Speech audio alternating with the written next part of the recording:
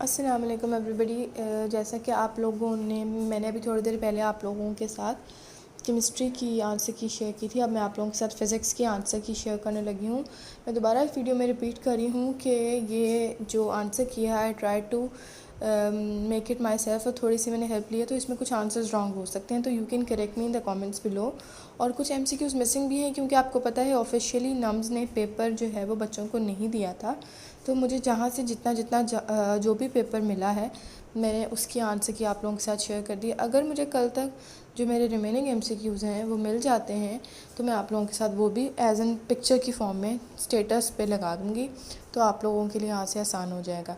ठीक है, इस वीडियो में आप लोगों के सिर्फ की नहीं बता रही बल्कि एक्सप्लेन भी कर रही हूँ कुछ MCQs जो कि एक्सप्लेन करने वाले हैं, क्योंकि इससे क्या होगा कि जो MCAT के बच्चे हैं जिन्हें MCAT देना है उनको आइडिया हो जाएगा कि अगर कैलकुलेटिव MCQs आ जाते हैं तो उनको कैसे सॉल्व करना है।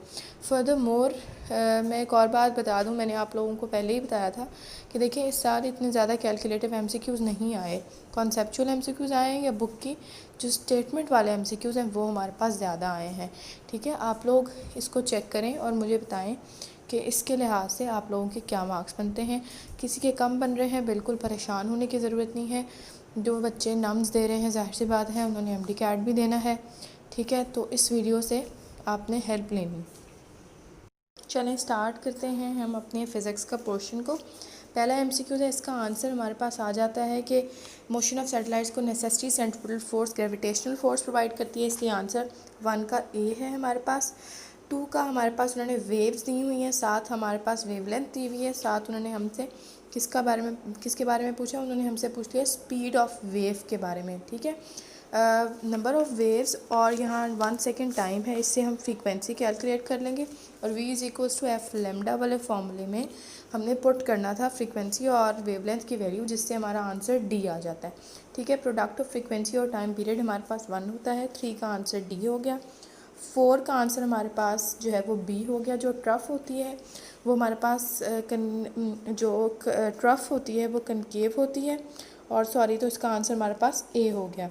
और जो हमारे पास क्रस्ट होती है वो हमारे पास कन्वेक्स लेंस के तौर पे एक्ट करती है। अच्छा, इसके बाद हमारे पास आ जाती है 5th। इसमें आ जाता है कि लिसनर जब भी मूव करता है स्टेशनरी सोर्स के टूवर्ड, जब भी लिसनर और सोर्स का जो डिस्टेंस है वो कम होता है तो ऑब्जर्व फ्रीक्वेंसी इंक्रीज़ करती है। ए आंसर हो गया। रेफ्रिजरेटर हमारे पास सेकेंड लॉ ऑफ थर्मोडाइनमिक्स की एग्जांपल है, तो 6 का हमारे पास B हो गया। 7 का हमारे पास हो गया 400 of joule of energy supply हो रही है, नेगेटिव होगी, और 150 joule of work is done by the system, positive होता है, तो इसका आंसर हमारे पास 7 का C हो गया। 8 का हमारे पास हो गया B, क्योंकि एडियाबैटिक प्रोसेस है। सडन बस्टिंग ऑफ टायर है, ठीक हो गया। 9 का हमारे पास आ जाता है first law of thermodynamics, A हो गया। 10 का हमारे पास आ जाता है एडेड टू डबल, ठीक हो गया। उसके बाद 11 का हमारे पास आंसर आ जाता है 76 डिग्री के ऊपर हमारे पास प्रोजेक्टाइल की रेंज और हाइट बराबर हो जाती है।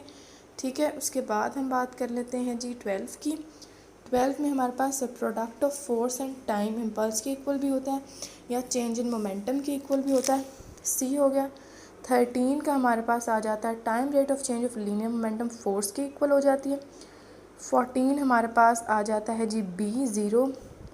ठीक है, बहुत कॉमन है, सर्कुलर पाथ में हमेशा हमारे पास वर्क जो होता है वो 0 होता है, बहुत कॉमन है। ठीक है, उसके बाद 15 का हमारे पास B है। मोस्ट प्रॉब्ली जिनके पास मेरे नोट्स हैं यही वैल्यूज़ उसमें लाजमी होंगी, और इसका आंसर हमारे पास जी 15 का क्या है जी B है। 14 अच्छा 16 का हमारे पास A है आंसर, 16 का हमारे पास C है, वर्क है इसका आंसर। 17 जब भी पावर के यूनिट के साथ हम कोई भी टाइम का यूनिट लगा देते हैं तो वो हमारे पास एनर्जी बन जाती है, इलेक्ट्रिकल एनर्जी होगी। उसके बाद 17 की बात कर लेते हैं। हाँ जी, 17 की हमने बात कर ली। 18 का आंसर हमारे पास है जी बुक की साइड इंफॉर्मेशन है, टेबल है, यहाँ हमारे पास आंसर जी इसका A है। उसके बाद 1 कंप्लीट सर्कल में हमारे पास 6 रेडियन होती हैं, इसका आंसर हमारे पास D हो गया। उसके बाद 20 से ऑनवर्ड्स मेरे पास मिसिंग है। ठीक है, 26 का देख लेते हैं। 26 का आंसर हमारे पास C है। 27 का आंसर हमारे पास B है। 28 का आंसर हमारे पास A है। 1 किलो वॉट इसका ऑर्डर होता है, इसमें इसको मेंटेन किया जाता है। ठीक है। उसके बाद उसने कहा है कि हाफ़ लाइफ उसकी 8 डेज़ है, 20 उसकी प्रेजेंट इनिशियली है। 2 हाफ़ लाइफ गुजरेंगी, पहली हाफ़ लाइफ गुजरेगी तो 10 mg रह जाएगा, दूसरी हाफ़ लाइफ गुजरेगी तो 5 mg रह जाएगा। आंसर जी बी है। 30 का आंसर हमारे पास बुक की लाइन है 238C है। 31 का जो है वो हमारे पास आंसर है जी वो डेल्टा है। 4 टाइम्स हो जाएगी एनर्जी जब हम चार्ज को डबल करेंगे, क्योंकि चार्ज को डबल करने से वोल्टेज भी डबल होता है। उसके डबल करने से दोनों चीज़ें डबल हो गई और हमारे पास एनर्जी जो हो गई वो 4 टाइम्स हो गई। उसके बाद हमारे पास आ जाते हैं 31 हमने कर लिया ना, अब हम आ जाते हैं 32 के ऊपर। 32 में अगर हम देखते हैं तो हमारे पास आंसर आ जाता है जी ए, इंक्रीज़ कर रही है यहाँ पर। 33 में आंसर आ जाता है जी डी, 1/4 हो जाता है। 34 में हमने बता दिया कि हमारे पास क्या आंसर है बी। 34 में हमारे पास बी आंसर है। 121 हमें उसने क्या पूछा है, पावर ऑफ इलेक्ट्रिक बल्ब बताई है 100 वाट, ठीक है। Connected to 110 volt power supply, power supply जो सप्लाइड पावर है वो हमारे पास 110 वोल्ट है। ये फॉर्मूला भी मेरे फ़िज़िक्स के नोट्स में जिनके पास हैं या टीचर्स ने लाजमी जो एक तो होती है जो हमारे पास लिखी हुई पावर होती है, उसको हम कह देते हैं जी मतलब रिटन पावर होती है जो कंपनी की तरफ से प्रोडक्ट के ऊपर लिखी हुई आती है, और एक पावर होती है जो पावर सप्लाई से प्रोवाइड की जाती है। इसका आंसर 121 है। ये फॉर्मूला मेरे नोट्स के ऊपर भी लिखा हुआ है जी। 35 पे आ जाते हैं। इसका हमारे पास ए आंसर है। टर्मिनल जो V1 है of the battery is greater than the EMF of the battery. ये कब होगा, जब बैटरी चार्ज हो रही होगी, ठीक है। उसके बाद हम देख लेते हैं 36 का, temperature coefficient of semiconductor is negative. क्यों नेगेटिव है इसका, क्योंकि resistance decreases with increase in temperature. जो सेमीकंडक्टर है उसकी रेजिस्टेंस जो है वो डिक्रीज़ करती है जैसे जैसे टेम्परेचर इंक्रीज़ करता है, ठीक हो गया। उसके बाद 37 की बात कर लेते हैं। 37 में हमारे पास आ जाता है बी आंसर आ जाता है। इसकी 4 टाइम्स हो जाएगी। एरिया बिकम्स हाफ कर रहे हैं और हम वायर की जो लेंथ है वो 2 टाइम्स कर रहे हैं तो वो 4 टाइम्स हो जाएगा हो, ठीक है। उसके बाद 38 की बात कर लेते हैं। 38 हमारे पास unit of resistivity ohm metre होता है, ठीक है। बी है इसका answer.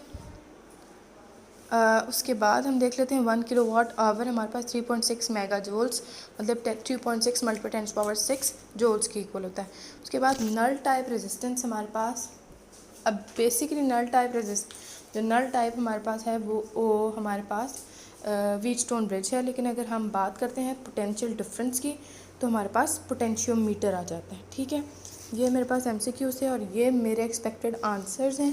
Guys I can be wrong, मैं दोबारा रिपीट कर रही हूँ, ठीक है। और अगर आप लोगों को अगर लगता है कि मेरा आंसर रॉन्ग है और कोई करेक्ट आंसर आप लोग सजेस्ट करना चाहते हैं ज़रूर कमेंट्स में बताएं।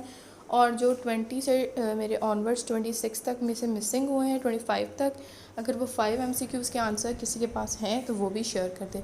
और लाजमी आप लोगों ने अपना जो भी रिज़ल्ट है वो मेरे साथ शेयर करना है।